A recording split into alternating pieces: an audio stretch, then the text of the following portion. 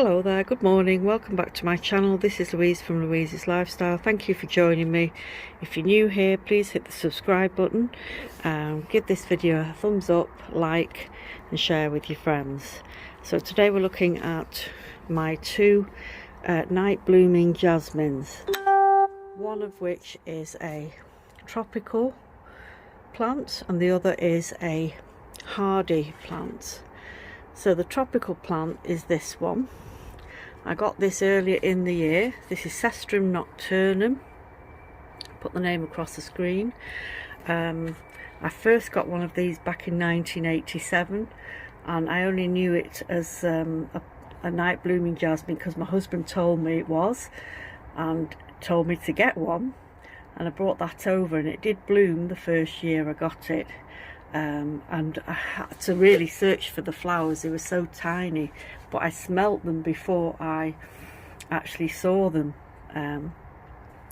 So that was my first experience. And then this is my third plant. So I've had another one in between, and that one I think it was about 3 or 4 years ago I had one, and then this year I thought I'll get another one, and they are prone to spider mite. So this yellowing of the leaves is not actual nutrient deficiency.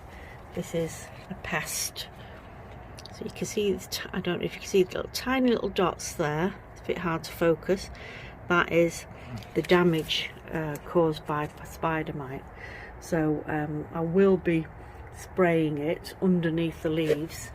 I'll just show you, that is one of the problems with this plant. So that is why it's outdoors. Normally I'd keep this indoors, but because of spider mite I didn't want it to infest my other plants, my other house plants. So I brought it out here in this sort of semi-sheltered area, and it seems to be fine, apart from, yes, there's still spider mite, but I guarantee you it'd be a lot worse if it was inside, because spider mite do like dry atmospheres. Out here at least it gets the moisture in the air, and I can spray it, without fear of, the spray, inhaling the spray, indoors. So let me show you. So I've had it a few months and I've been checking to see if there's been any flower buds, and I've just noticed today that there are some buds appearing finally. So there we have some tiny little buds appearing, and the flowers aren't huge, so you do have to sort of really peer in there. So they've not opened yet. I'll do an update when they actually open up and flower, and the scent only is apparent when it's dark. So as soon as nightfall hits, that's when you will smell these flowers. So that's the first one, and this is my second plant down here, is Cestrum Parqui. So it's of the same family, but if you have a look there, it's an evergreen shrub which produces an abundance of yellow night scented flowers throughout the summer, and it definitely has been flowering non-stop since I got it.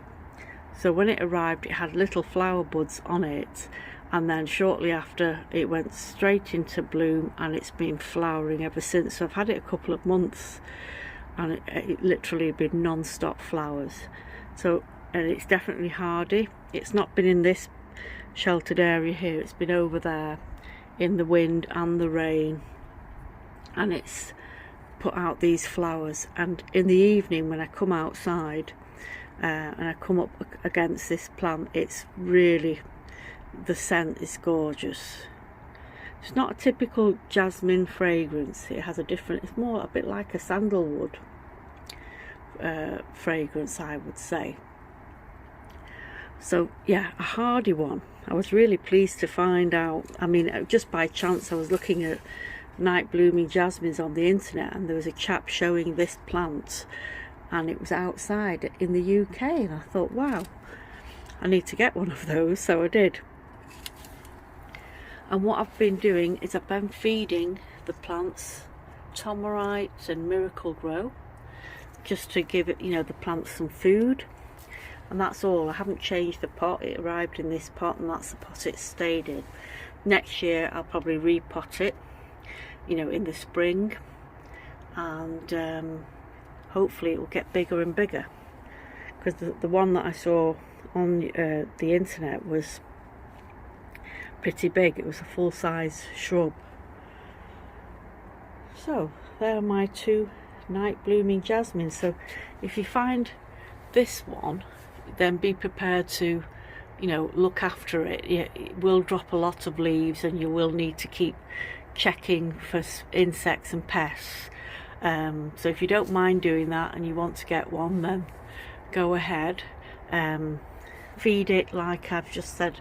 I fed Tomorite, and you don't feed Tomorite until it's sort of late summer. If you want to get the green growth, you need to feed it Miracle Grow first, and then Tomorite later.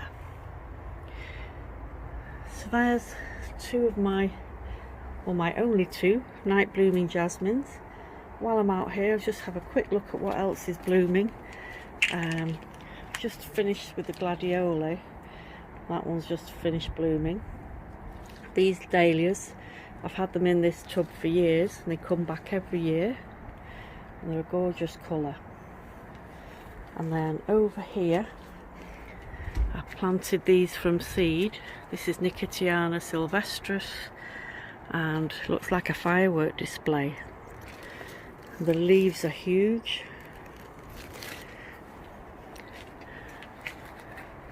So I'm really pleased with that.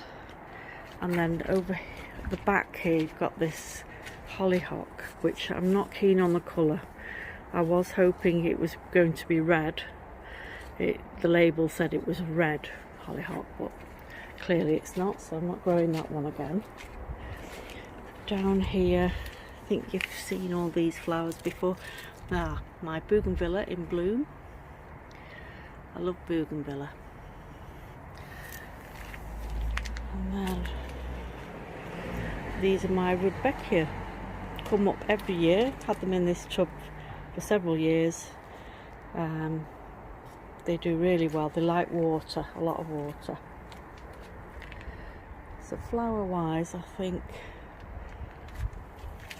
pretty much